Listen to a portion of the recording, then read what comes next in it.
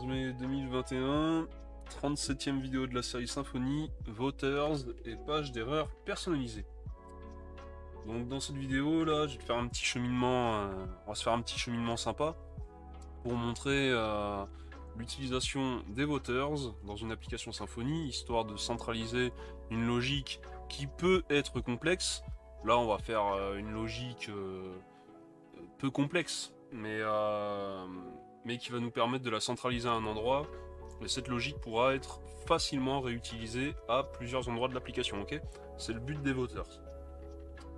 On va en profiter également pour personnaliser les pages d'erreur que tu pourrais voir, non pas en développement, mais en production. Notamment, là, on va voir les erreurs 403, 404 et les erreurs 500, ok? Donc on va voir ça au fil de la vidéo, je vais pas tout faire d'un bloc, je veux dire, je vais pas faire une vidéo, une partie de vidéo spécifique aux erreurs et une partie de vidéo spécifique aux voters. On va vraiment tout mettre ensemble et on va voir le cheminement, ok? Alors, qu'est-ce que je vais commencer par faire? Hop, on va aller au niveau de MariaDB. Je vais faire un select all from users. Hop, boom. C'est pas beau ça. Il m'a fait ça. Il me le rend comme ça là. C'est avec un G peut-être? Ouais, G majuscule, autant pour moi. Donc, on se souvient qu'on avait donc Mathieu62 à wanadoo.fr qui est role admin et la fameuse Elise39 à yahoo.fr qui est role user, ok? On avait vu dans la précédente vidéo l'utilisation de form events pour faire afficher ou pas un second bouton submit dans le formulaire pour pouvoir, si on est administrateur, sauvegarder l'article créé en brouillon et donc ne pas le publier. Et si c'était Elise qui voulait du coup créer un article, et bien elle n'avait que la possibilité de publier directement, ok? Donc là, je me suis fait donc une petite ligne, une petite guideline, histoire de suivre. Alors, premièrement, ce qu'on va faire, hop, alors, je vais me remettre ceci. On va se rendre dans la commande que j'avais créée. Donc c'était add one user command.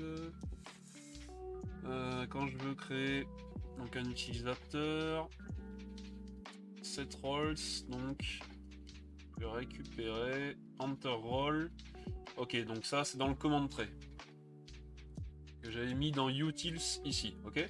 Il y a un dossier utils, command tray. Donc dans ce command tray, du coup, j'ai une méthode enter roles qui est ici, enter role. Donc là, j'avais déjà prédéfini 3 rôles possibles, ok? Role user, role admin et role unknown. Ok, role unknown c'était pour les tests à l'époque, je vais pas le supprimer. Ce qu'on va faire ici, on va se caler un rôle writer, ok? Donc en gros, un rôle écrivain. Si tu as ce rôle, tu peux écrire. Et par la suite, donc, tu ne pourras pas écrire si tu n'as pas le role writer. Donc actuellement, Elise a un role user. Et on va la modifier pour que Elise puisse toujours écrire, ok? Et par la suite, on va créer un nouvel utilisateur qui, lui, aura le role user, ok? Alors, maintenant que la commande est modifiée, on a rajouté le role writer dans le tableau de rôles qui nous seront proposés lors de la création d'un utilisateur ou de la modification du rôle d'un utilisateur. Hein. Parce que pour information, on avait fait ces commandes au début, hop, donc add one user command qu'on va utiliser, et on avait également fait une commande modify user role command, ok? Alors, et justement, on va utiliser cette commande, hop, tac, donc Symfony, console, app modify user role. Il nous demande l'email de l'utilisateur en question. Donc c'est Elise, je vais aller récupérer son email. Hop, ouais, c'est vrai que... Tac. Tac, je viens le coller là, avec un clic droit, ça me le colle automatiquement. Donc elise39 à yahoo.fr. Je tape entrée et là, donc sélection du rôle de l'utilisateur. Donc on veut la passer d'un role user à un role writer, ok? Donc j'appuie sur 1 et je fais entrer. Et là, on voit que l'utilisateur ayant l'ID 5 et l'email elise39 à yahoo.fr a maintenant le role writer. Nickel chrome. Donc là, on peut aller vérifier. On se relance la requête. Et hop, on voit que elise39 à yahoo.fr a bien le role writer. Ok, nickel chrome. Donc maintenant, ce qu'on va faire, c'est qu'on va créer un utilisateur. Hop, la commande. Et celle-ci. Boum. On va se créer un utilisateur. Donc on va faire Symfony, console, app add one user. Hop, email de l'utilisateur, on va l'appeler atchoum à example.com. Le mot de passe en clair, je vais lui donner un mot de passe. Voilà. On va lui dire qu'il va avoir le role user. Donc normalement, si je fais entrer, il devrait lui donner le role user par défaut, si je me souviens bien. Je fais entrer. Voilà. Rôle utilisateur pris en compte, role user. Parfait. Et du coup, sélection du statut d'activation du compte utilisateur. On va pas s'embêter. On lui dit qu'il est actif. Hop là. Donc ok, un nouvel utilisateur est présent en base de données. Donc on va relancer une requête ici. Boum. On voit qu'ici, avec l'identifiant 10, on a bien atchoum à example.com avec son role user. Parfait, nickel chrome. Donc, alors, hop, je remets ce terminal-là, un petit clear. Ici, je ferme. Donc, hop, je vais me rayer, moi, les choses. Hop, tac. Ok. Alors, maintenant, hop, on va switch de vue. Et on va se log avec, du coup, atchoum. C'est quoi, atchoum? Atchoum à example.com. Hop là. On s'identifie. Donc là, on peut voir que du coup, atchoum a accès, donc malgré qu'il a un role user, il a accès à articles create, ok? Donc du coup, ce qui est normal, parce que actuellement, dans notre articles controller, dans la méthode donc create an article pour la route articles create, on voit ici que l'on applique un deny access unless granted role user, c'est-à-dire qu'un utilisateur anonyme non authentifié n'aurait pas eu accès à cette route. Ok, donc là, il a accès à la route. On va continuer ainsi. On va, hop, tac. Donc, il a juste un role user. On va tester de créer un article et voir si cela fonctionne, ok? Donc test, on va dire catégorie 1, et image de l'article. Ah ouais, encore une fois, j'ai zappé, ça va ouvrir quoi? C'est quoi cette image? Qu'est-ce que j'ai fait la dernière fois? Pourquoi j'ai supprimé 15h45, bref, je sais pas ce que c'est ce truc. Je fais la même gaffe que la dernière fois. Allez, on va se reprendre Google, histoire que j'ai une image. On va se prendre ceci, enregistrer l'image sous, bureau, Google. Ok. Hop. Et donc, je prends ça ici, tac, on est bon. Alors, browse Google, boom, publier un article. Donc qu'est-ce qui va se passer? On voit qu'ici une erreur 500 est générée, nous informant que l'utilisateur n'est pas un auteur. Et en effet, au niveau de l'article entity listener, en ligne 41 ici, nous est indiqué, j'avais placé ici une condition où si author était égal à nul, alors bien je lançais une exception comme quoi bah, c'est pas logique, l'utilisateur n'étant pas un auteur, il ne peut pas tout bêtement créer d'articles, c'est parfaitement logique, donc c'est pour ça qu'on a une logic exception, ok, donc de type 500, erreur interne. Alors, qu'est-ce qu'on va faire? Déjà, avant de rectifier ça, on va passer à la personnalisation de notre première page d'erreur, donc les erreurs de type 500, ok? Donc ce que je vais faire, je vais modifier dans mon fichier .onv.local.php la variable d'environnement app.env, je vais lui mettre prod, hop, je vais, hop, alors, maintenant que j'ai fait ça, je vais clear le cache, moi personnellement je vais le faire brute force là, hop, je vais le delete carrément, le dossier cache, voilà, hop, donc là, le cache a été supprimé, je suis en environnement de prod, donc je reviens là, et si j'actualise, normalement, je devrais avoir donc l'erreur 500 qui s'affiche. Voilà. Donc ça, l'erreur 500 typique que tu retrouveras en environnement de production. Ok? Donc la 500 en mode dev t'explique pourquoi tu as eu une erreur, la stack trace, tu as toute la stack trace, tu sais pertinemment d'où ça vient, tu peux suivre le cheminement. Mais en production, ce n'est pas souhaitable, et donc on affiche un message générique comme ça. Voilà, il y a une erreur 500, bah désolé, hein, veuillez nous contacter, bon, bref, tu mets ce que tu veux, ok? Donc là, moi, je vais te montrer du coup bah, comment modifier cette page, parce que là, bon, elle est pas très jolie. Tu pourrais vouloir avoir un lien de redirection dessus, parce que là, actuellement, il n'y a rien à part faire précédent, ou changer directement la route là dans la barre du RI. Bah, t'es bloqué là, quoi, ok? Donc, on va se modifier ça.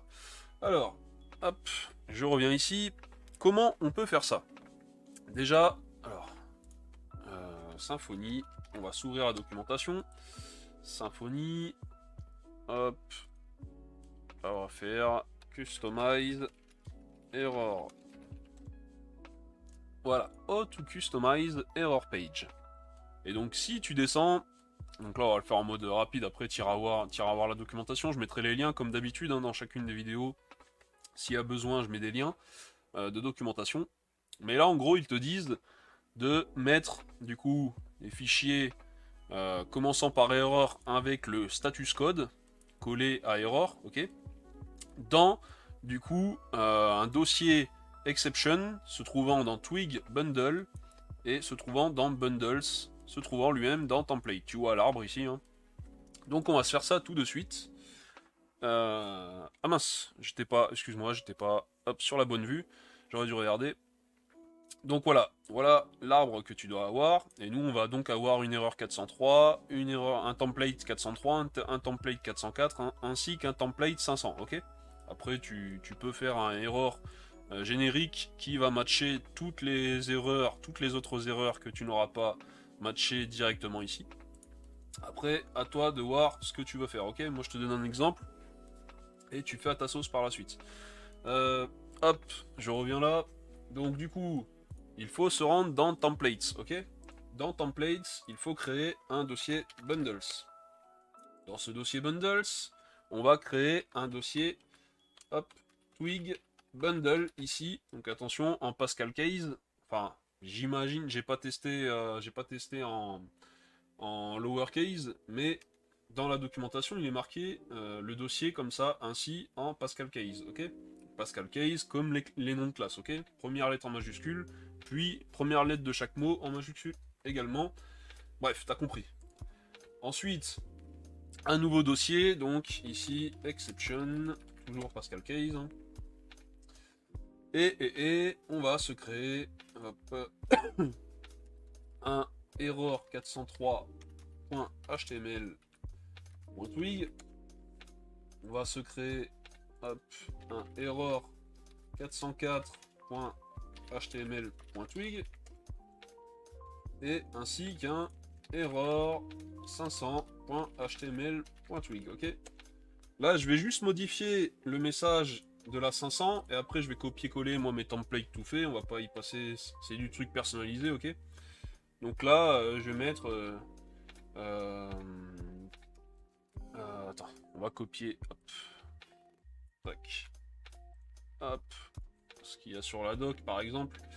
Là c'est erreur 500, tac, erreur 500,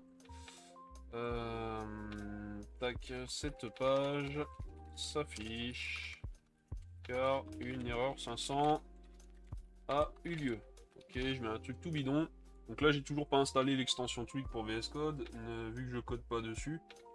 Mais il faudrait que j'y pense, ça serait plus sympa pour la coloration. Et par la suite, quand on fera du Twig, donc ça sera plus sympa, ok.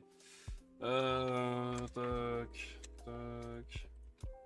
Bon, maintenant que j'ai ça, ce que je vais faire, je vais de nouveau clear le cache. Donc, méthode bourrin, hop, je supprime ça. Je reviens ici, je reviens au niveau de la page qui génère une erreur 500. J'actualise. Donc là, le cache a été nettoyé, donc a été purement supprimé, donc ça prend un petit peu de temps. Mais tu vois qu'ici, voilà, on a erreur 500, cette page s'affiche car une erreur 500 a eu lieu. Donc on voit très bien que c'est ce que j'ai écrit dans le template error500.html.twig qui a override le template de base, d'erreur de base que Symfony te propose, ok? Donc tu vois que, comme l'indique la documentation, il suffit tout simplement ici de créer un dossier bundles, un dossier twig bundle dedans, un dossier exception dedans, donc hop, et ensuite les fameux templates, ok? Donc ça c'est expliqué sur cette page, hein, How to Customize Error Pages, et tu vas donc dans la barre de recherche ici, et tu tapes Customize Errors, et donc tu tomberas directement dessus, ok? Tu peux également retrouver la stack trace, hein, si tu veux après vraiment personnaliser la page, qu'elle soit dynamique, en fonction de la stack trace, que tu veux changer des choses. Là, je vais pas te le montrer, il n'y a pas grand intérêt, mais ça dépend de ton application. Des fois, tu peux vouloir modifier du coup le template de façon dynamique. Là, on va mettre une erreur 500, enfin, je vais copier-coller mes templates d'erreur 500 tout fait, histoire que tu vois un peu le truc à quoi ça ressemble. Tac, donc je viens copier le template d'erreur 500. Alors, link rel style sheet, CSS exceptions, je crois que je l'ai déjà mis par avance. Hop, public, CSS exceptions, ouais.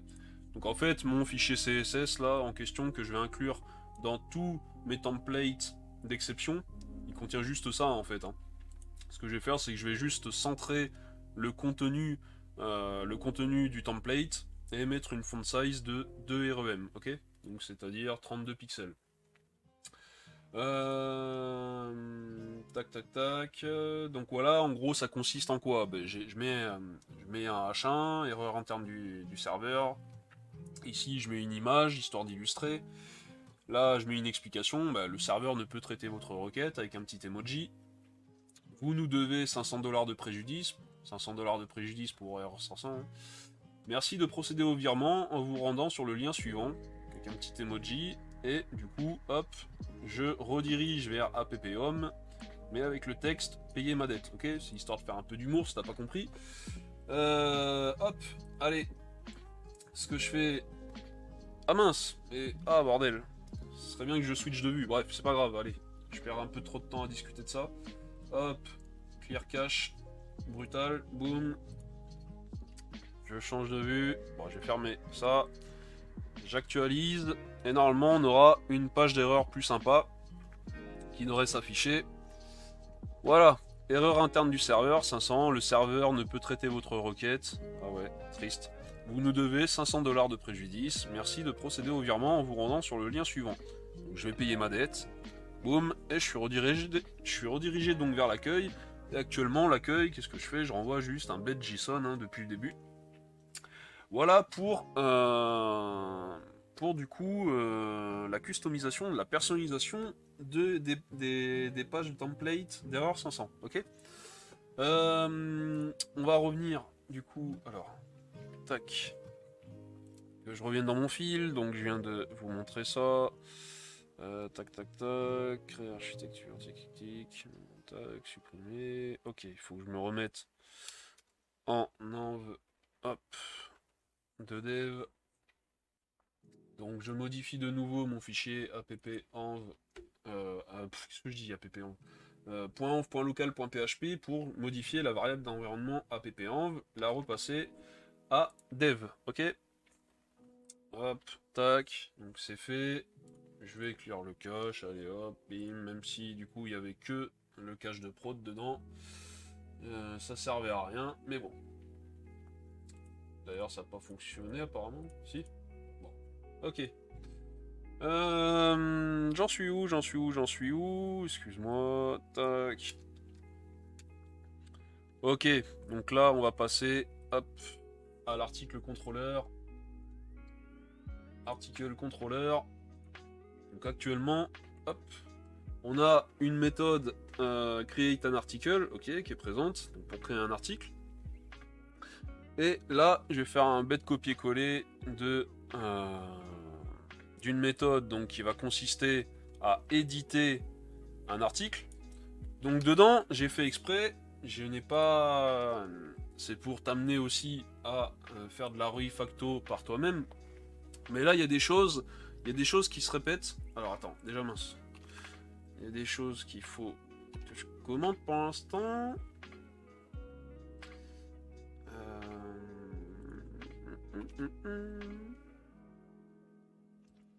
Parce que je vais te montrer ça après. Problème de faire le copier-coller du code fini. Alors. Bref, allez. Donc, ouais, je disais qu'il y a de la... En fait, il y a de la refacto à faire, parce que t'as des portions de code qui se ressemblent fortement avec la première méthode create un article. Donc ça, je te laisserai le soin de le faire si tu le vois, si t'en es capable, ok. Donc, edit un article, donc la route ici, donc ça prendra edit.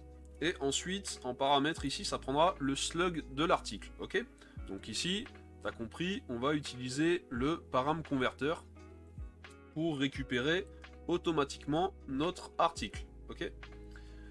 Donc, qu'est-ce qu'on fait? Donc, on fait la même chose que tout à l'heure. Hop, ça, c'est pareil, je peux le commenter. Là, on utilise le même formulaire donc, que dans la création, donc on pourrait le renommer. Donc là, je vais le laisser ainsi, create un article form type. Donc qu'est-ce qui va changer finalement? Ici, on lui passe toujours article, sauf que article, ce n'est pas une nouvelle instance de article. Donc c'est pas une instance de article dont les propriétés sont vides. Ok, c'est vraiment un objet qui a été hydraté, que l'on a récupéré grâce au param converteur ici, qui nous a permis, en fait, en tâche de fond, de faire un find, ok. Alors, attends que je revienne, tac. Donc là, je lui passe une option avec donc la clé isEdition et je lui passe la valeur à true, ok. Donc là, ça, nous n'avions pas cette option dans la première méthode. J'avais mis une option user roles pour te montrer du coup l'utilisation du form event preset data. Donc là, ce que je vais faire, je vais pas lui passer user role, c'est bon, on va pas revoir ça. Donc je lui passe à la place une option isEdition, ok.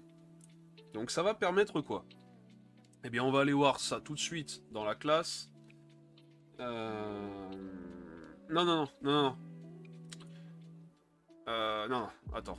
Que je me perde pas, que je n'aille pas faire des choses par avance. On va le laisser ainsi. Même, tu sais quoi, je vais le commenter pour l'instant. Voilà. Je commente, on va voir ce qui va se passer. C'est pareil, allez hop, tac, je commente. J'ai trop spoilé la chose. Donc là, on voit que je fais appel à 10 persist picture, donc la fameuse méthode privée qu'on avait créée là. Par contre, je ne fais pas appel à persist article, ok?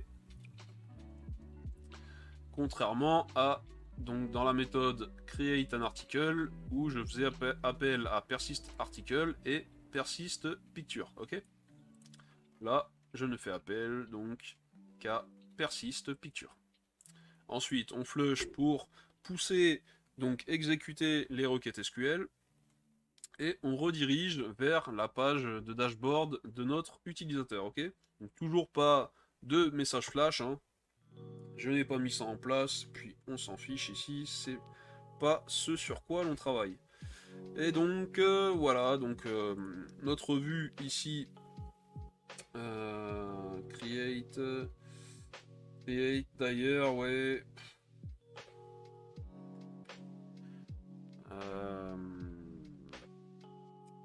Ça serait plutôt du coup edit. On va se modifier ça. En fait, en soi, je pourrais laisser create. En fait, c'est juste un problème de nommage. Je pourrais laisser create et après passer un paramètre ici.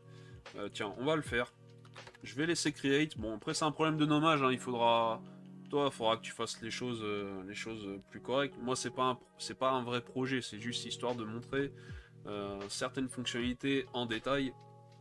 Comme tu as pu comprendre depuis ces heures et puis depuis ce nombre incalculable d'heures que j'ai pu faire de vidéos sur Symfony. Après, c'est à toi de mettre en application avec ce que tu vois dans mes vidéos, ok. Alors, ce qu'on va faire, je vais lui passer une variable ici, isEdition. Tac, et je vais mettre true, ok. Hop, donc on va faire ça, on va se rendre dans create, template, articles, create. Alors là on va mettre, hop, hop, hop, on va faire un if is edition is defined. Is edition is defined is not. Alors ça sera hop, tac, tac, création d'un article, else, vraiment aucune indentation du coup, enfin aucune aide, et là on va l'appeler édition d'un article. Ok, on va vraiment pas s'embêter. Hop, hop. Endif. Hop là. Donc là, l'idée c'est que du coup, je vais utiliser le même, tu vois, même le block title, c'est toujours hello article contrôleur, bref. Je vais utiliser le même template, et du coup, je vais juste modifier le titre H1, le contenu du titre, en vérifiant si une variable isEdition existe. Donc là, si elle n'existe pas plutôt, is not defined, si elle n'existe pas, eh bien je vais afficher création d'un article. Par contre, si elle existe, je vais afficher édition d'un article. Hop. Donc, hop, hop, hop. C'est bon, j'ai commenté tout le reste. Donc du coup, on va ouvrir de nouveau notre terminal. Hop, MariaDB. Select all from articles. Boom. Donc, comme article, oh, j'en ai un paquet du coup. Ah ouais, il y en a que j'avais. On va prendre test 2 là. Donc son slug, c'est celui-ci. Ok. Donc je viens de copier ce slug là. Boom. Et on va se rendre du coup sur la route articles edit slug pour voir si cela fonctionne. Ok. Boom. Alors on en vient là. Articles edit et je viens paste le slug en question. Ça va être le petit moment. On va voir s'il y a une 500 qui pète ou une 404. Ok, j'ai une 404. Mais attention, j'ai une 404. Une 404 spéciale. On voit là 404 error not found avec un petit smiley. Donc déjà, on sait que ce n'est pas la 404 typique de Symfony, ok? Et donc là, on peut voir en effet que ça a lieu dans le article converter en ligne 34 que nous avions créé, je sais plus, 2-3 vidéos avant celle-ci, ok? Donc on voit qu'on rentre en fait dans cette condition-là. Eh bien, on va aller donc se rendre dans ce article converter. Hop. Param converter, article converter, donc en ligne 34. Et donc, hop, ici, on rentre dans cette condition, parce que ici, on fait appel donc à une méthode donc, qui utilise l'argument DateTimeString. DateTimeString, c'est la valeur contenue dans getDateTime sur request, ok?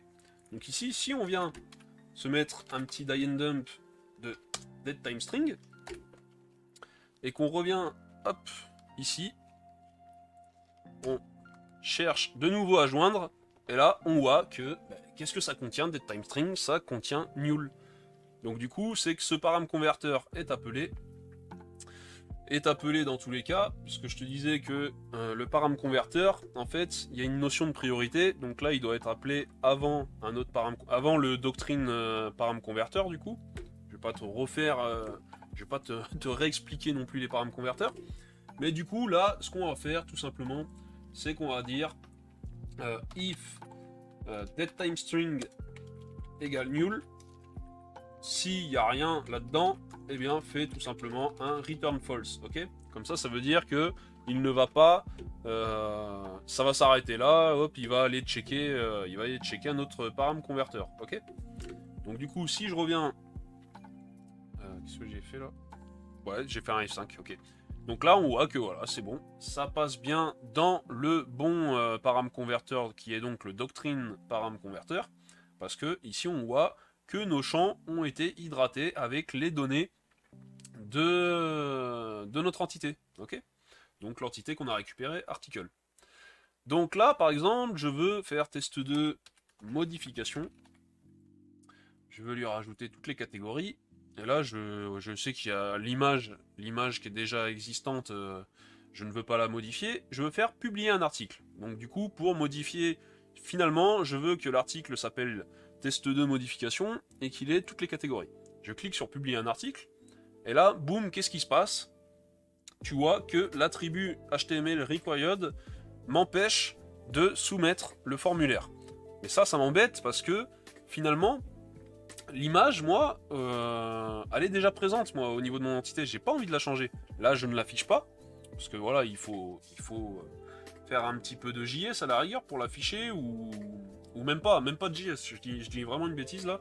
Le JS, c'est pour faire une prévisualisation de l'image que tu as sélectionnée. Mais là, elle est déjà présente en base de données, donc on pourrait l'afficher. Elle est présente sur le serveur, on pourrait l'afficher. Mais là, on s'en fiche, c'est pas le sujet, on verra ça plus tard. Le truc, là, c'est qu'il faut quoi? Il va falloir, dynamiquement, que je fasse varier la valeur de l'attribut required. Vu qu'on utilise le même formulaire, et que lors de la création, je veux qu'un fichier soit absolument sélectionné, je ne peux pas tout simplement mettre required à false, on est d'accord.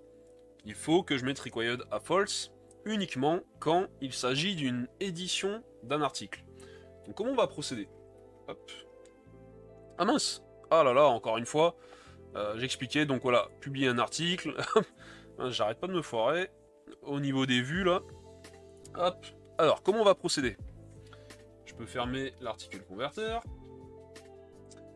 Et du coup, c'est là qu'intervient du coup ma fameuse option dont je parlais tout à l'heure, isEdition avec la valeur true. Ok?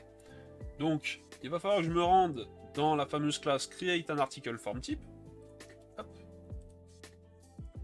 Et du coup, dans les options par défaut ici, la configuration des options par défaut, je vais ici lui dire que l'option isEdition par défaut a là la valeur false. Ok? C'est-à-dire que si tu veux créer...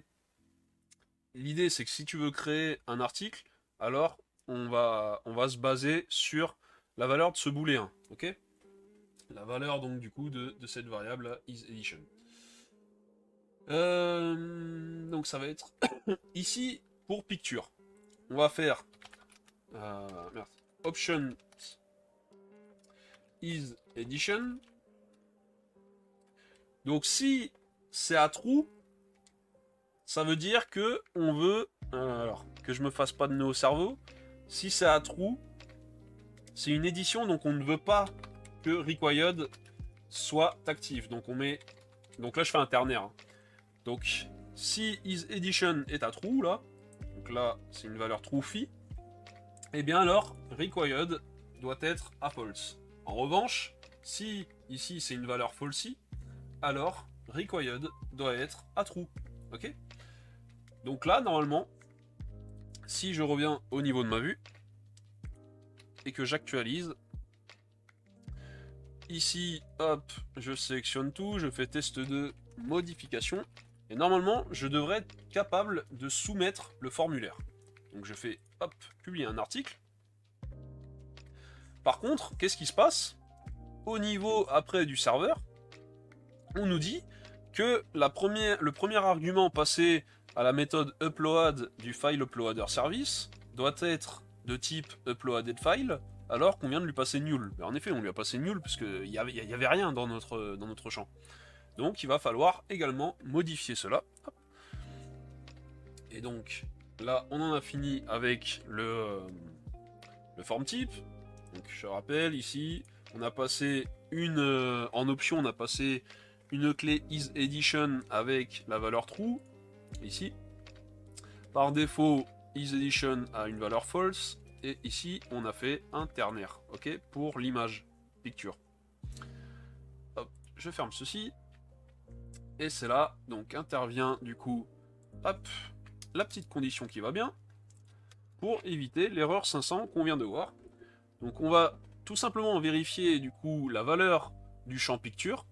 Si jamais il n'est pas égal à nul, alors on va appeler notre méthode persistPicture. Si ce n'est pas le cas, donc si il est égal à nul, alors on ne fera pas appel à cette méthode persistPicture. Ok? Et donc vu que l'image contient déjà une image, en gros, bah, l'image ne sera pas modifiée. Donc maintenant, hop, si je reviens ici, je vais revenir en arrière, donc test de modification, je fais publier un article, normalement, on ne devrait plus avoir d'erreur 500, nickel chrome, on est redirigé vers le dashboard, tout s'est bien passé. On pourrait avoir un petit flashback, là, ici, qui s'affiche là, ou n'importe où tu veux, mais on s'en fiche ici. Donc là, tu vois que, finalement, on a édité un article, ok? Sauf que, qu'est-ce que tu remarques? On est connecté avec Atchoum à example.com, qui n'est pas un auteur, et surtout, ce petit malin, il n'a pas d'article créé lui. Donc en fait, il vient de modifier l'article de quelqu'un d'autre. Ça, c'est juste, mais extrêmement problématique. Parce que là, on a édité, on aurait pu avoir une méthode dans le contrôleur, donc une route qui mène à la suppression d'un article, et en gros, Atchoum, il aurait pu supprimer l'article de quelqu'un d'autre. Truc de dingue, quoi. Donc, alors, on va se modifier les choses. Hop. Ah ouais, j'ai oublié de te montrer. Alors, attends. Justement, on va aller, hop, ouvrir MariaDB. On va refaire un select all from articles G, et normalement on a un test de modification, voilà, celui-là. Sauf que tu vois que ça a été modifié, mais published at est toujours à nul. Donc ça, ce n'est pas bon, ok? Donc il va falloir du coup que l'on modifie ça. Donc comment on va faire ça? Hop, si tu te souviens, on avait, enfin je dis si tu te souviens, ça m'étonnerait fort, mais bon. On avait créé un article entity listener, ok? Dans cet article entity listener, ici, on n'avait qu'une seule méthode, donc prepersist. Enfin, qu'une seule méthode qui est appelée, donc quand il se passe des événements sur l'entité, prepersist, donc c'est au moment de la première, au moment du push dans la base de données, cette méthode est appelée. Et qu'est-ce qu'elle faisait cette méthode? Du coup, elle récupérait du coup l'auteur, donc l'entité auteur, donc en faisant un user get author.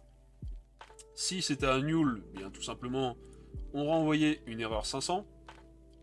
Si ce n'est pas le cas, donc l'article se voyait attribuer donc son auteur, se voyait attribuer sa date de création et se voyait attribuer son slug. Ok?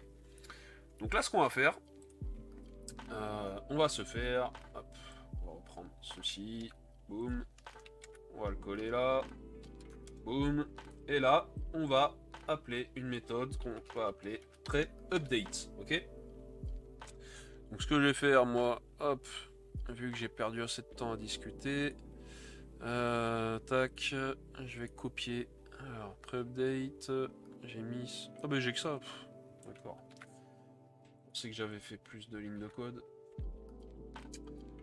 Donc, en pre-update, qu'est-ce qu'on va faire? Eh bien, on va set la propriété edited at avec le datetime courant, ok, donc avec un datetime immutable now. Et du coup, on va lui set son slug parce que ici, on autorise la modification du titre de l'article. Donc, si le titre de l'article est modifié, on doit modifier le slug également, vu qu'il est basé sur le titre de l'article.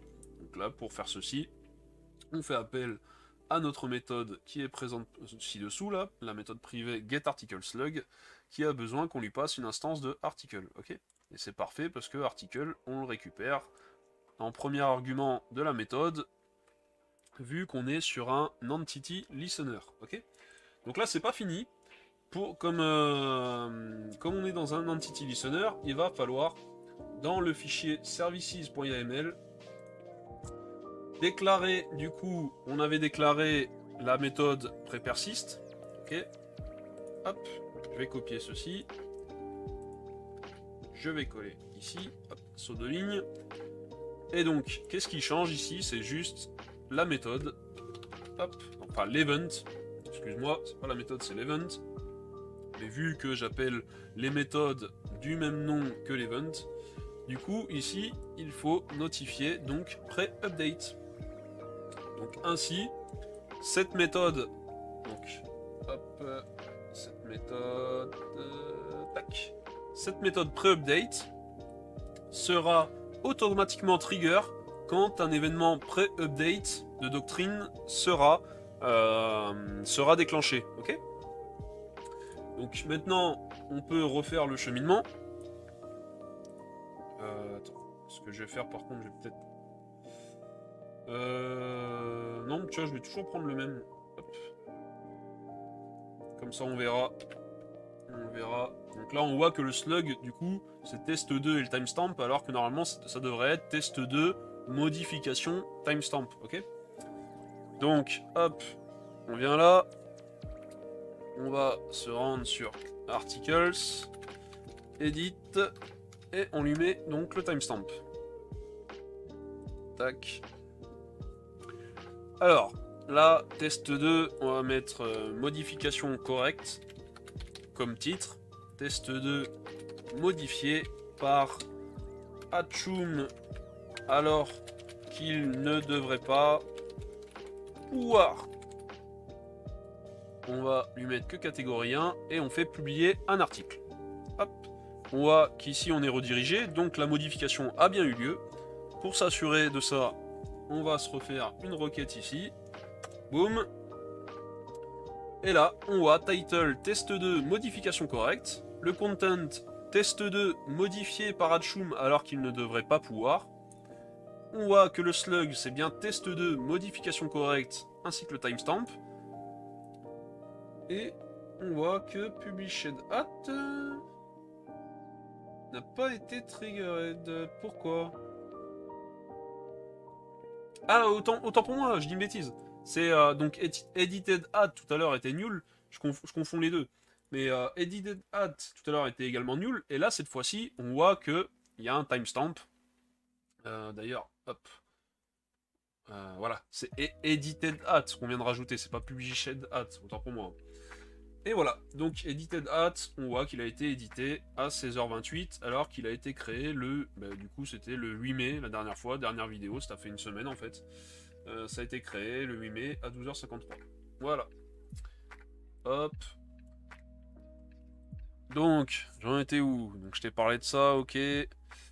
Ok. Donc, je t'ai dit que Atchoum, il a pu modifier du coup l'article alors que cet article ne lui appartient absolument pas. Donc ça c'est problématique. Donc déjà je vais te montrer une façon de faire, toute bête, hein, sans utilisation de voteur. Ok? Donc pour cela je vais décommenter hop, ceci et ceci. Donc qu'est-ce qu'on fait? Ici, on va récupérer l'auteur de l'article en utilisant le getter getAuthor sur l'instance de article du coup qu'on a récupéré via le param converter. Ok. Donc là, on récupère un auteur qui est stocké dans article author. Ensuite, on va récupérer du coup l'auteur. Donc en fait, la personne qui est actuellement connectée, donc ici Atchoum à example.com, on va récupérer du coup son lui-même, hein, enfin bref, sa référence à auteur. Et du coup, getAuthor renvoie soit une instance de author, soit null. Donc ici, vu que Atchoum à example.com n'est pas un auteur, dans currentAuthor, on devrait avoir null. Donc forcément, article author n'est strictement pas égal à null. Ok. Donc on va rentrer ici dans ce bloc. Donc throw new access denied exception. Donc une erreur 403 avec le texte what the fuck, que cherches-tu à faire? Ok. Donc je vais reprendre le slug. Bon, on va changer, on va prendre celui-là. Hop. Donc c'est absolument pas lui. Hein. On voit que l'author ID c'est 1. Donc c'est à Mathieu wanadoo.fr, je sais pas quoi là. Hop. Donc on revient ici. On va chercher du coup à éditer l'article de quelqu'un d'autre, encore une fois. Donc articles edit. On met le slug du texte de quelqu'un d'autre. On fait entrer. Et là, j'ai juste oublié de faire un import. Autant pour moi. Import class.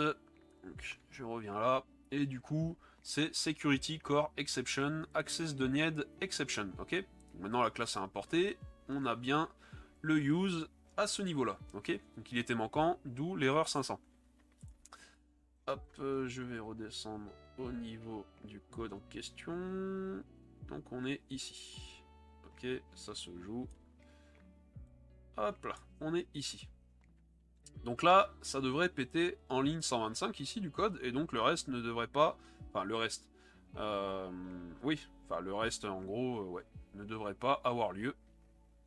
On ne devrait pas voir la vue, donc le render qui a lieu ici, ok. Hop, tac, j'actualise, et là on voit bien notre erreur de type 403 forbidden. What the fuck, que cherches-tu à faire? Donc là, je vais faire un copier-coller de mon erreur 403 de mon template. Hop, je prends le template, je viens dans template bundle, erreur 403 ici, boum, je viens coller mon template tout fait. Je vais du coup env.env.local.php remettre en prod et supprimer mon cache, toujours méthode bourrin. Boum. À partir du moment que tu passes en production, il faut supprimer le cache, sinon tu auras des erreurs 500. Ok. Donc là, je reviens là, j'actualise. Et normalement, je devrais avoir un template sympa d'erreur 403. Et nickel chrome, on a bien un template sympathique. Donc accès refusé, erreur 403. Le serveur refuse de traiter votre requête car vous n'avez pas la permission.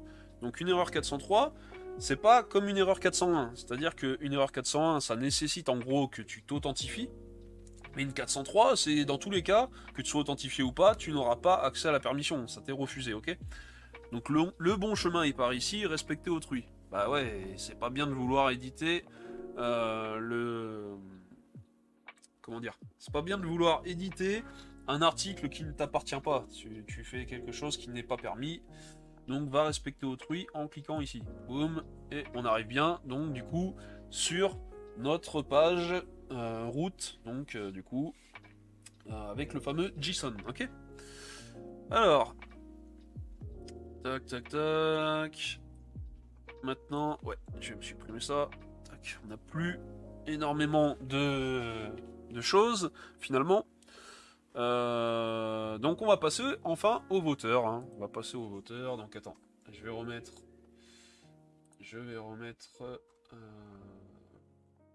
mon environnement en dev.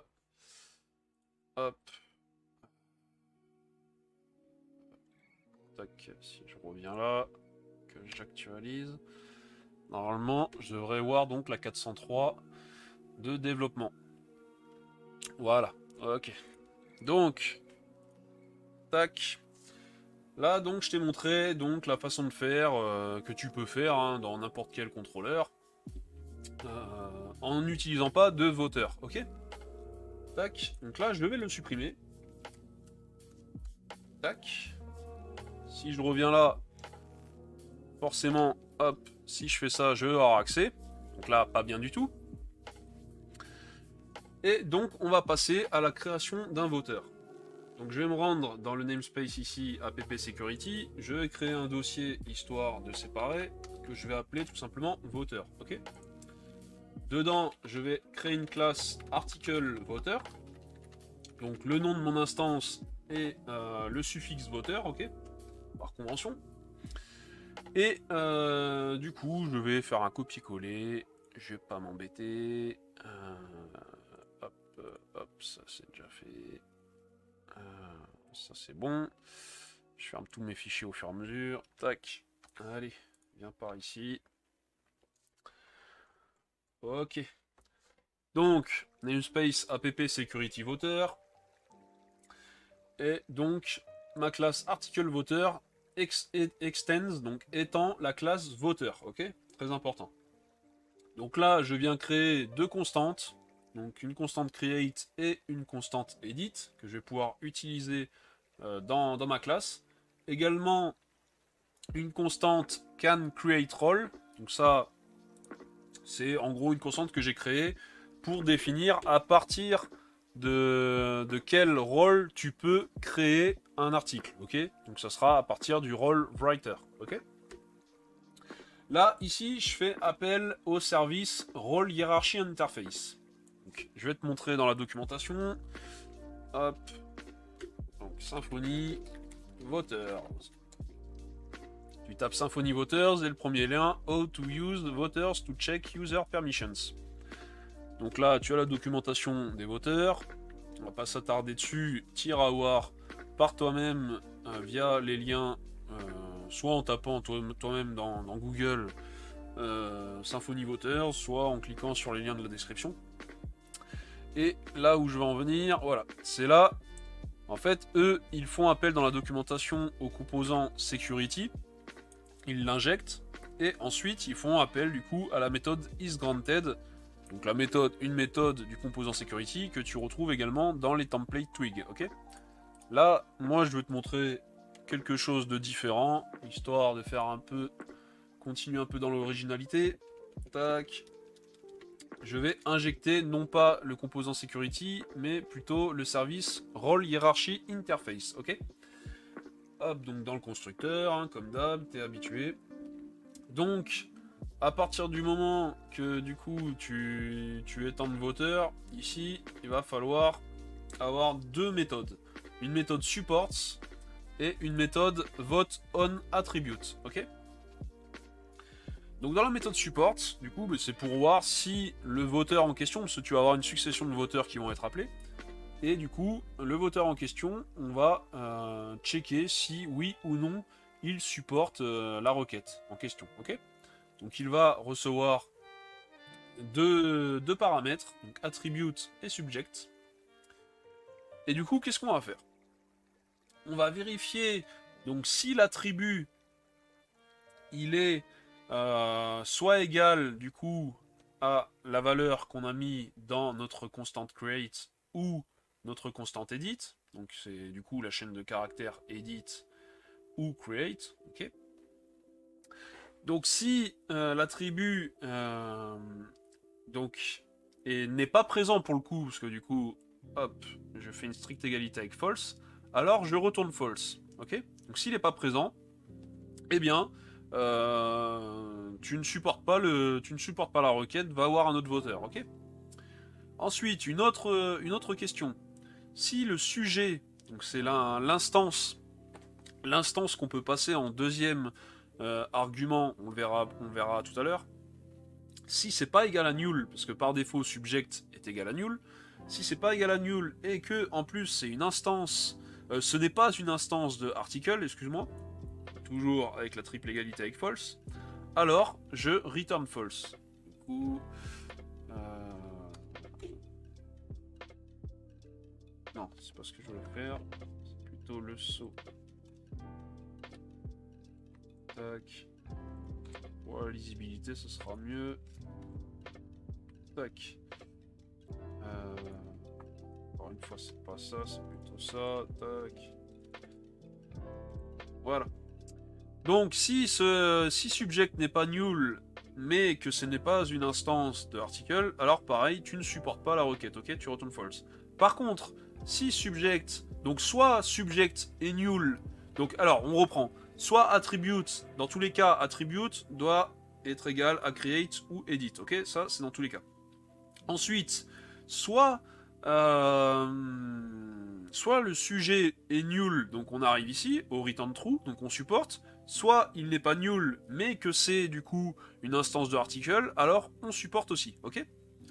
Donc, c'est un chaînage, après on arrive, si on supporte, on arrive dans vote on attribute. Donc on récupère exactement les mêmes paramètres, donc attribute et subject, et on récupère également la token interface qui va nous permettre de récupérer l'utilisateur actuellement connecté, ok?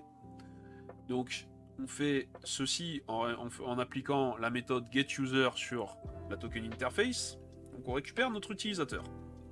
L'utilisateur, si ce n'est pas une instance de l'entité user, alors on return false, ok? On ne fait rien. C'est-à-dire que si on return false, on throw une access denied exception, ok? Si ce n'est pas le cas, donc on a bien un utilisateur à ce stade-là, eh bien, on va vérifier du coup la valeur de l'attribut. Si la valeur de l'attribut est égale à create, alors on va appeler une méthode canCreate, ok, à laquelle on va passer l'utilisateur courant.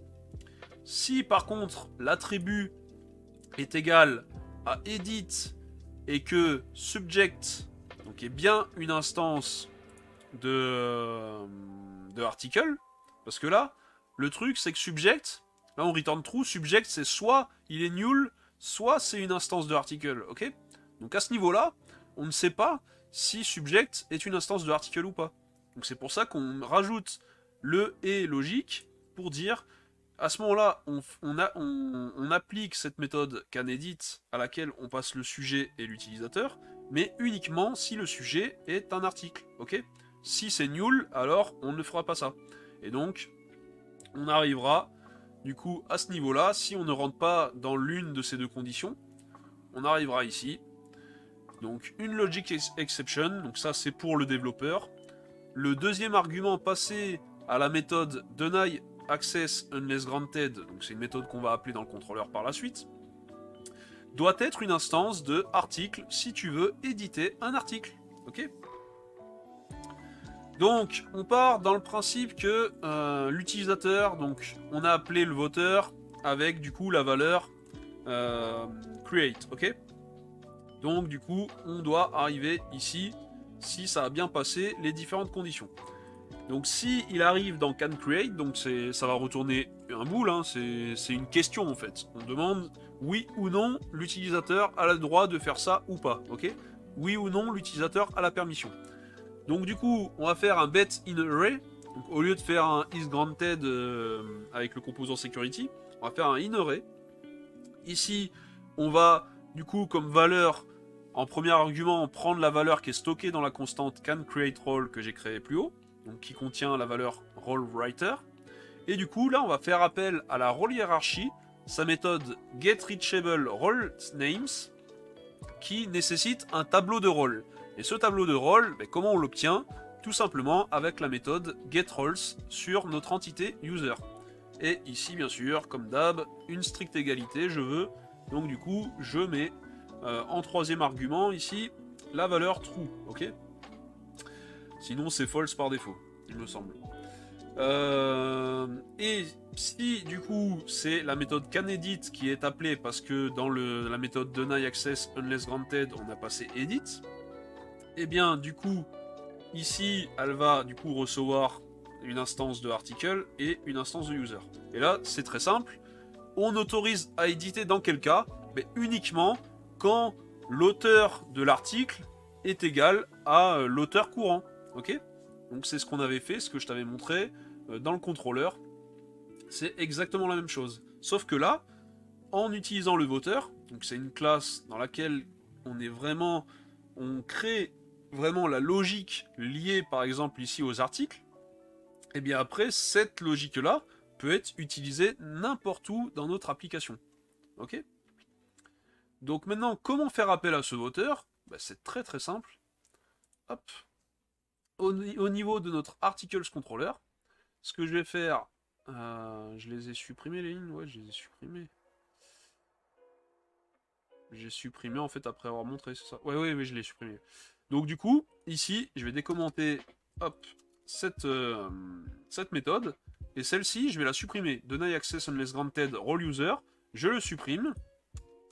Et à la place, je fais appel à celle-ci. Donc en première valeur, donc ici, l'attribute.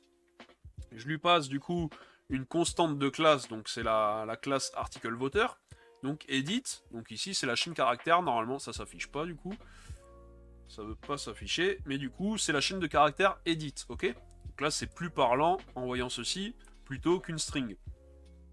Et en second argument, c'est le subject, donc c'est notre instance de article. Donc du coup, si on revient dans le voteur, hop, on arrive, hop, ici, donc on arrive à ce niveau-là, on a bien edit ici, et on a bien le sujet qui est une instance de article, donc on rentre dans la condition et on fait appel du coup à canEdit, ok? Et canEdit, il va tout simplement vérifier si l'auteur de l'article est bien l'auteur actuellement connecté. Hop là. Donc là, c'est parfait. Hop, je vais switcher, je viens ici, je vais y accéder, donc je rappelle, je suis connecté avec atchoum@example.com qui n'est pas un auteur, donc dans tous les cas, il n'est pas censé pouvoir éditer cet article. Je fais entrer.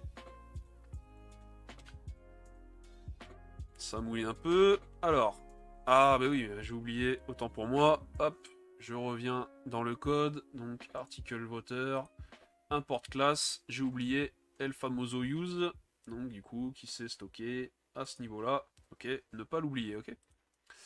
Hop, je réessaye d'accéder. Et là, j'ai ma fameuse access denied, qui bien sûr, on l'a vu tout à l'heure, si tu es en mode production, sera beaucoup plus stylé, bien sûr. Hein. Enfin, que le message de base de Symfony. Donc là, parfait. On voit que l'accès est refusé. On pourrait faire une redirection si on veut, hein, à partir du moment, vu que ça renvoie un booléen, on pourrait faire une redirection si le booléen est à false, alors redirige. Là, on va pas le faire. Tu fais comme tu veux. Hein, Là, le but, c'était de montrer, en plus, je l'ai pas fait parce que le but, c'était vraiment de montrer la personnalisation des pages d'erreur.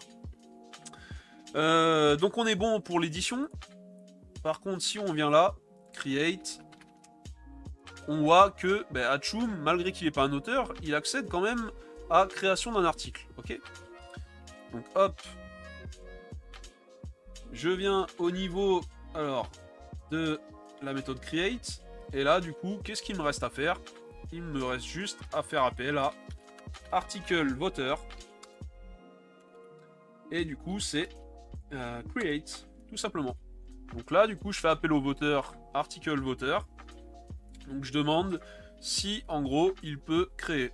Donc j'ai pas besoin. Là, je lui passe juste l'attribut. Je lui passe pas le sujet parce c'est une instance qui n'est même pas encore créée. Parce qu'on va la créer en dessous. Donc là, on met vraiment en première ligne. Et du coup, on va voir si donc que je réouvre. Hop. Donc can create, qu'est-ce qu'on faisait? On vérifiait tout simplement si l'utilisateur, dans ses rôles, il a bien le rôle role writer, tout simplement. Hop, donc alors, tiens, si tu veux que je te montre hop, ce que ça fait, je vais placer un die and dump ici, l'appel à cette méthode, ça sera peut-être moins flou pour toi. Hop. Non, c'est mince. Il me manquait. Hop là, voilà. Donc là, hop. Je viens là, j'appelle la page, et là tu vois que, tout simplement, Hachoum, lui, il a role user. On le verra après, je le ferai après avec un role admin, pour qu'on voit du coup ce qui est contenu dans le tableau. Mais là on voit que en gros il a uniquement role user, ok. Hop. Donc je vais décommenter ça. Et du coup, j'actualise ici. Je switch de vue. Hop. Et là tu vois que tu te manges un access de Nied Hachoum parce que tu n'es pas un auteur, tout simplement. Tu n'as pas le droit de créer un article. Donc voilà, mise en place du coup du voteur. On voit que ça fonctionne parfaitement bien. Donc maintenant, on va tester hop, la chose avec des utilisateurs authentifiés. Donc hop, je reviens là. Donc Hachoum A+. Je reviens là. Mince. Qu'est-ce que j'ai fait? Oh là là. Tac. Use API skeleton. Select all from users. Boom. Tac. Donc Hachoum, role user, on dit A+. Donc là, ce qu'on va faire, on va prendre Elise maintenant. Elise qui a le role writer. Hop. Tac. Je sais plus c'est quoi son passe, peut-être ça. Pas de password. Ok. Donc on voit que Elise, déjà, elle a 2 articles créés et 2 articles publiés. C'est logique, parce que elle, Elise, n'étant pas admin, elle n'a pas pu mettre d'articles en brouillon, ok. Donc, on va hop, checker quels sont... Qu'est-ce que c'est que ça, diablerie. Mince. On va faire select all from articles where author ID égale, du coup c'est 2. Boum boum, tac. Donc on voit qu'il y a bien 2 résultats. Et on va récupérer du coup ce slug là. Tac. Tac. Donc on vient. Donc déjà on peut voir que articles create. Vu qu'elle a le role writer, déjà, elle accède à la création d'un article. Hein. Nickel, il n'y a pas de souci. Et là, on va faire articles, edit, on met le slug, et on voit qu'elle accède bien, du coup, à l'édition de cet article. C'est logique, vu que cet article lui appartient. Test, modification, article qui appartient à Elise. Tac, tac, publier un article. Hop, donc on voit que ça s'est bien passé. Tac, on peut aller voir, checker du coup en refaisant la requête. Et on voit bien que le title ici, c'est test modification article qui appartient à Elise. On voit que le slug a été modifié également. Et on voit que edited at a été modifié, donc 16h53. D'ailleurs, ça fait déjà 1h08 que je tourne la vidéo. Et on voit que ce sont son second article. Ici, on voit que edited at, il est toujours un nul, ok, il n'a pas été édité. Maintenant, ce qu'on va vouloir faire, c'est refaire une requête, sauf que ici, author ID, on va mettre 1. Donc, c'est-à-dire, ça appartient à Mathieu, les articles qu'on va récupérer. Hop. Donc, Mathieu, il a 4 articles, lui. On va sélectionner ce slug-là. Et on va essayer donc de modifier l'article numéro 27 ayant l'ID 27 qui appartient à du coup qui appartient à Mathieu. Oh là là. Alors, je commence à fatiguer un petit peu. Donc on revient ici, articles, edit, on met le slug de l'article qui appartient à Mathieu et normalement on devrait se manger une 403. Et boum, access de Nied, magnifique. Mais nickel. Donc là, hop, on voit que c'est parfaitement fonctionnel. On va logout. Je vais refaire un select all from users. On va prendre cette fois-ci Mathieu. Hop. Coller. Et donc bad. Bad. Password. Ok, on est connecté en tant que Mathieu. On voit qu'il a 4 articles créés, 2 publiés, 2 restants à publier. Donc du coup, je vais... Hop, tac. Alors, c'est author égale 1. Et on va prendre, du coup, n'importe lequel. On va prendre test 4 là. Hop. Test 4. Boum. On vient, donc déjà, on vient vérifier qu'il peut bien créer un article. Donc, articles create. Ah, surprise. Il ne peut pas créer d'article. Étonnant ça. Étonnant, mais je sais pourquoi. J'ai oublié une étape. Mais c'est très bien que ça se passe. Parce que, voilà. Excellent. Donc là, regarde. On va faire un petit debug et tu vas comprendre. Donc là, il met une access denied. C'est-à-dire que là, ici, dans le can create, là, ce return retourne false. Et donc, pour vérifier ça, on va décommenter le die end up ici. C'est parfait que ça arrive. Hop. Et on va recommencer d'essayer d'accéder, du coup, à cette route. Et tu vois qu'ici, il a role admin et role user. Il n'a pas role writer. Et comment on peut, du coup, remédier à cela? Eh bien, hop, je vais me copier directement le truc, tac, allez, viens là. Allez, 3 lignes, tac. Alors, attends, je suis où? La vue, je change. Donc, on va se rendre dans le fichier security.yml qui est présent dans config packages. Hop. Et là, jusqu'à présent, j'avais pas encore défini de role hiérarchie.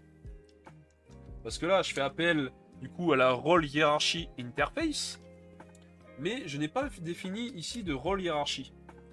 Et donc, la role hiérarchie, ça consiste en quoi?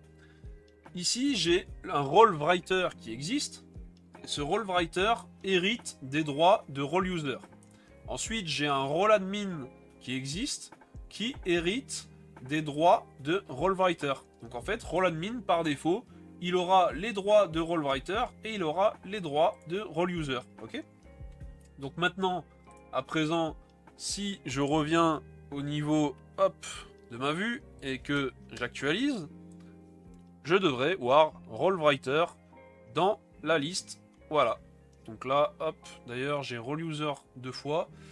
Bon, c'est pas grave.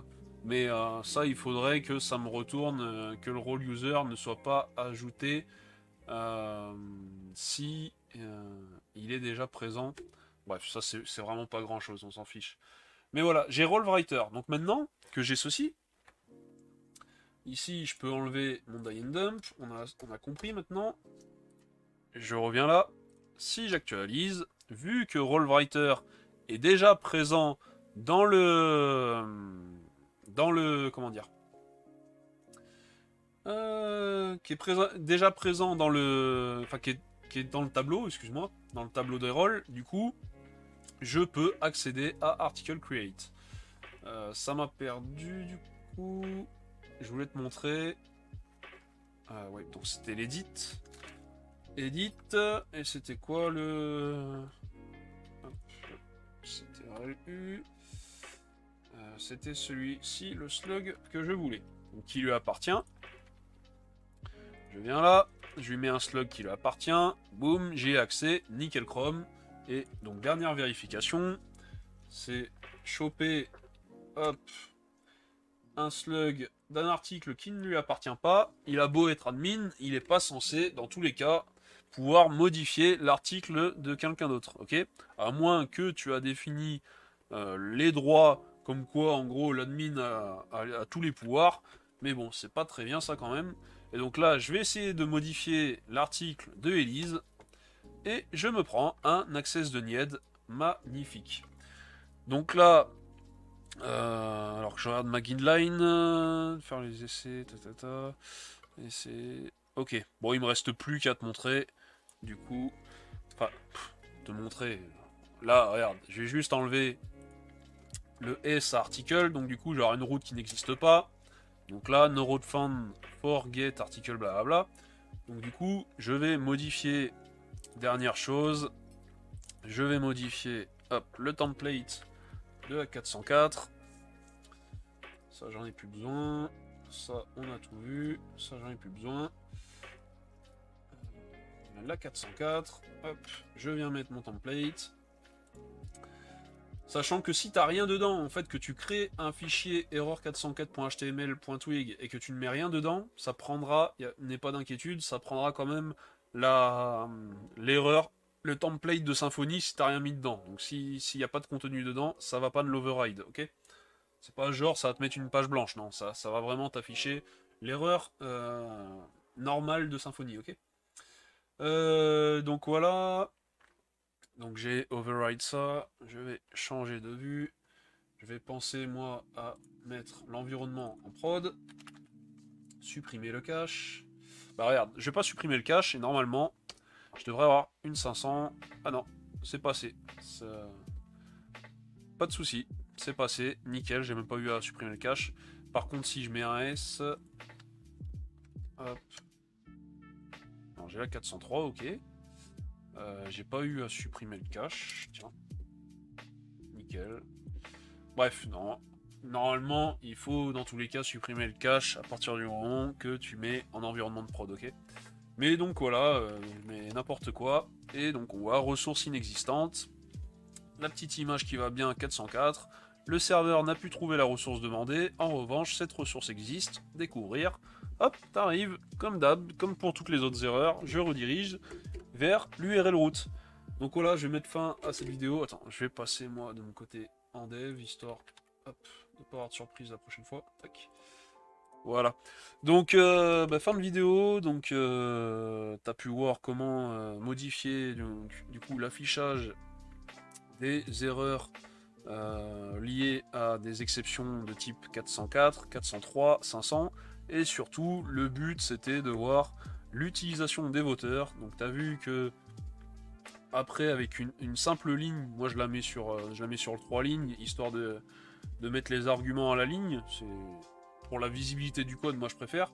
Mais sinon, ça tient sur une seule ligne. Avec une seule ligne que tu mets dans tes méthodes de contrôleur par rapport ici aux articles. Attention, hein, c'est un voteur pour les articles. Eh bien, la logique, t'es tranquille d'esprit. Si l'utilisateur il a le droit de créer, s'il a le droit de supprimer, s'il a le droit d'éditer, bref, là j'ai pas fait la suppression, mais voilà, tu peux par la suite, toi, très facilement, rajouter une méthode qui permettrait de supprimer un article. Je pense que je le mettrai plus tard, comme ça on reverra vite fait les voteurs plus tard. Ouais, je les mettrai quand on arrivera au twig enfin, ok? À l'affichage. Donc voilà, j'espère que j'ai beaucoup bavardé pendant cette... beaucoup parlé pour rien dans cette vidéo. Donc elle a duré quand même 1h18. Et je continue de parler pour rien. Prochaine vidéo, alors je regarde mon tableau. Je pense qu'on partira... Bah, du coup, on devrait partir... Peut-être qu'on fera la logique de switch user. Non, non, non, pas maintenant. Pas maintenant en fait. Non, on partira vraiment sur l'internationalisation d'une application, donc l'i18n. Donc on fera un peu de twig, juste histoire de montrer, d'afficher des pages. Enfin, afficher une page. Ouais, afficher une ou deux pages, j'en sais rien, bref. Et du coup, dans cette vidéo, on fera en sorte de traduire le contenu des pages, donc voir comment traduire dans un template twig, voir comment traduire dans un contrôleur, éventuellement dans un service, enfin je sais pas si je mettrai ça en œuvre vu le peu de code qu'il y a finalement, enfin le peu de code qui permet d'afficher des choses. Et je pense que dans la même vidéo, je vais faire un full, i18N dans la même vidéo. On verra du coup le local subscriber, on verra du Apache pour faire une redirection sur les routes. Bref, on verra de l'i18N au complet dans une seule vidéo. Donc j'essaierai de pas trop faire traîner, que ça tienne en moins d'une heure, ok? Allez, sur ce, je te dis à la prochaine. Donc peut-être samedi prochain si j'ai de la disponibilité, comme d'habitude. Allez, tchuss!